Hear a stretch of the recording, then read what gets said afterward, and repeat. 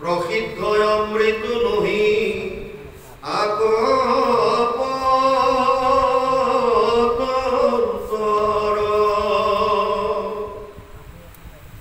বিয়ৈ জিতু আক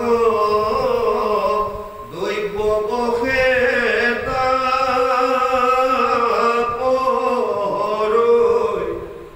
শ্ৰবণ মাত্ৰকে আক সমস্তে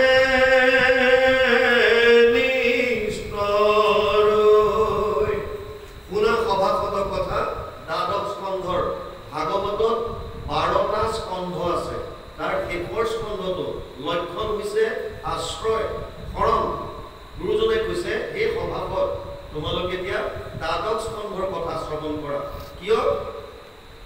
প্ৰসিদ্ধ অমৃত নহি আক পতন্তৰ।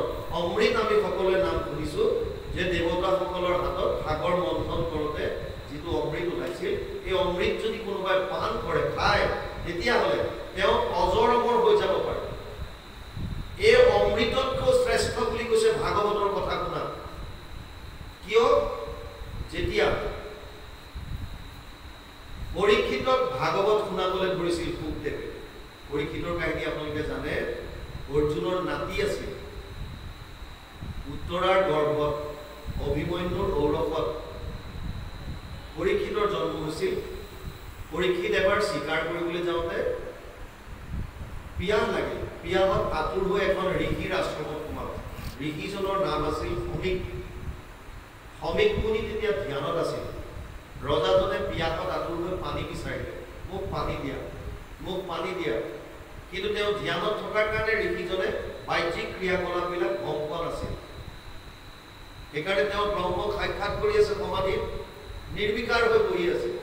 ৰজাই ভাবিলে যে মোৰ মাত কথা শুনাৰ পাছতো ই মোক উপ্লুঙা কৰিছে, নেগলেক্ট কৰিছে। গতিকে ওচৰতে মৰা সাপ এডাল দেখা পায়, ধনুৰ অগ্ৰৰ দ্বাৰা ধনুৰ আগেৰে মৰা সাপডাল উঠাই ঋষিৰ ডিঙিত নমাই দিলে। কিছু দূৰত এই সমীক মুনিৰ পিতেক শৃংগী মুনিয়ে আন সমনীয়াৰ লগত খেলি আছিল। এজন ল'ৰাই দেখা পাই গৈ ক'লেগৈ যে তোৰ দেউতাৰ ডিঙিত ৰজা এজনে সাপ এডাল দি থৈ গৈছে। শৃংগীয়ে ভাবিলে যে যিহেতুকে সাপ এডাল মোৰ দেউতাৰ ডিঙিত দিলে, দেউতাক চাগে কুটি পেলাই বধ কৰিলে, ইতিমধ্যে দেউতাৰ মৃত্যু হ'ল, মৰা সাপ বুলি নক'লে।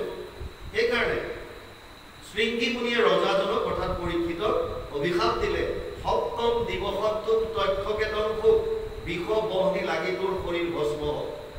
7 দিনৰ দিনা তোক তক্ষক নামৰ যিটো নাগ, এই নাগে দংশন কৰিব আৰু তোৰ মৃত্যু হ'ব, তোৰ শৰীৰ ভস্ম হৈ যাব, এইবুলি সাপ দিয়ে। তেতিয়া পৰীক্ষিতে যেতিয়া গম পালে যে মোক সাপ দিছে, তেওঁ ৰাজ কাৰ্যভাৰ নিজৰ পিতেক জন্মেজয়ক দি বনলৈ যায় আৰু বনত গৈ গংগাৰ পাৰলৈ যায়। গংগাৰ পাৰত যেতিয়া বহে, বিভিন্ন ঋষিমুনি আহে। ঋষিমুনিসকলে কয় যে মই তোমাক এই তক্ষকৰ পৰা বচাব পাৰিম। ৰজাই ক'লে যে মোক বচাব নালাগে, মাত্ৰ তোমালোকে কোৱা যে মৃত্যুমুখী মানুহে কি কৰা উচিত, মই 7 দিনৰ ভিতৰত কি কাম কৰিলে পৰম গতি লাভ কৰিব পাৰে। তেতিয়া সেই ঋষিসকলৰ কোনোবাই ক'লে যে তুমি যজ্ঞ কৰা, কোনোবাই ক'লে দান দক্ষিণা দিয়া, কোনোবাই ক'লে জপ তপ তীৰ্থ কৰা। পৰীক্ষিতৰ মনত সন্তুষ্ট হ'ব পৰা নাই। তেনেকুৱা সময়তে ব্যাসদেৱৰ পুত্ৰ শুকদেৱ আহিল। শুকদেৱ অহাৰ কাৰণে গোটেইবিলাক ঋষিমুনি থিয় হৈ দিছে আৰু শুকদেৱক সুন্দৰভাৱে আপ্যায়ন কৰি বহিবলৈ দি পৰীক্ষিতে প্ৰশ্ন আগবঢ়াই দিছিল আৰু শুকদেৱে কোৱা আৰম্ভ কৰিছিল। তেনে সময়তে দেৱতাসকল আহিল অমৃতৰ কলহ লৈ আৰু আহি শুকদেৱক ক'লে যে হে শুকদেৱ, তুমি যি কথা এতিয়া পৰীক্ষিতক শুনাবা, এই কথা শুনোৱাৰ প্ৰয়োজন নাই। আমি এই অমৃতৰ কলহ লৈ আহিছো, ইয়াৰ অকণমান খুৱাই দিয়া। শুকদেৱে সুধিলে বিনিময়ত কি লাগিব? বোলে বিনিময়ত আপুনি আমাৰ লগত স্বৰ্গলৈ বলক আৰু আমাক ভাগৱতৰ কথা শুনাওক। শুকদেৱে ক'লে সামান্য কাঁচৰ টুকুৰাৰ লগত তুমি হীৰাৰ কম্পেয়াৰ কৰিবলৈ আহিছা। এই অমৃত ভাগৱতৰ সমকক্ষ নহয়, এক অংশৰো ই যোগ্য নহয়। গতিকে তোমালোক যোৱা, দেৱতাসকলক খং কৰি পঠিয়াই দিলে। সেইকাৰণে ইয়াত দেখিছে প্ৰসিদ্ধ অমৃত নহি আক পতন্তৰ। ভাগৱত শ্ৰৱণৰ ইমান মাহাত্ম্য যে অমৃতো ইয়াৰ সমপৰ হ'ব নোৱাৰে, তাতকে বহুত ওপৰত ভাগৱত। তাৰপিছত কৈছে পিয়ৈ যিটো আকৌ দৈৱবসে তাপ ভৰৈ শ্ৰৱণ মাত্ৰকে আকৌ সমস্ত নিষ্ঠুৰ। শ্ৰৱণ কৰাৰ লগে লগে আমাৰ যিমানবিলাক তাপ আছে, আমি প্ৰত্যেকজন মানুহ মিনিমাম 3টা তাপত তাপিত হৈ আছো। এটা কৈছে আদি দৈবিক তাপটো এনেকুৱা, হঠাৎ বৰ্তমান আপোনালোকে চব এটা কষ্ট পাই আছে, কিহৰ পৰা? গৰমৰ অতিপাত গৰম। এইটো দৈৱবশতে হৈ আছে। কেতিয়াবা হঠাৎ ভূমিকম্প আহিব, কেতিয়াবা বানপানী আহি গ'ল, কৰবাত বজ্ৰপাত পৰি গ'ল, কৰবাত কি হৈছে ক্লাউড বাৰ্ষ্টিং বুলি কয়, হঠাৎ বাদল ফটা বুলি কয়। এনেকুৱা বৰষুণ পৰে, ধাৰবিলাক হাতীৰ সুৰৰ দৰে, এখন গাঁও খান্দি উঠাই লৈ গুচি যায়, চিন চাপ নাইকিয়া হৈছে। যোৱাবাৰ ছিকিমত হৈছে, হঠাৎ হৈ যায়, গম নাপায়। গতিকে এইবিলাক হৈছে দৈৱবশত, তেনেকুৱা তাপ দৈৱবশত আমি পাই আছো। এটা হৈছে আদি ভৌতিক, কাৰোবাক কুকুৰে কামুৰিলে, মেকুৰী আঁচুৰি দিলে, সাপে খুটি দিলে, ভূত মানে প্ৰাণী, বিভিন্ন ধৰণৰ তাপ আমি পাই আছো। আৰু এটা হৈছে আধ্যাত্মিক তাপত 2 ধৰণৰ তাপ আহে, এটা হৈছে শাৰীৰিক আৰু এটা হৈছে মানসিক। শাৰীৰিক অসুস্থতা বিভিন্ন ধৰণৰ আমি তাপিত হৈ আছো, কষ্ট পাই আছো, তাপ পোৱা মানে কষ্ট পাই।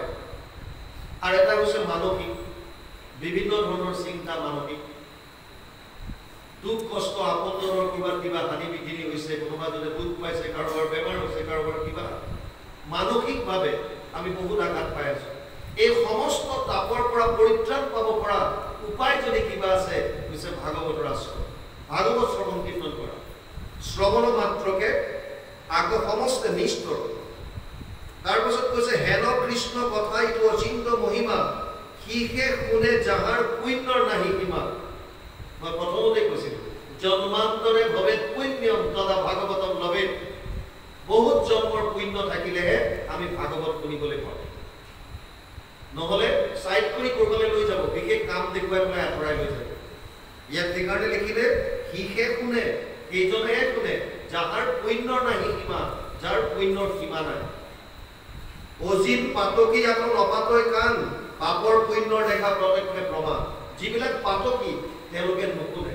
মই প্ৰথমে কৈছিলো যদিও ভাগৱত বিভিন্ন জেগাত হৈ আছে, চৰ্চা হৈ আছে, এতিয়াও এচাম এনেকুৱা আছে যিসকলে ভাগৱত শ্ৰৱণ কৰি পোৱা ভাগৱতৰ মতে অজিন পাতকী।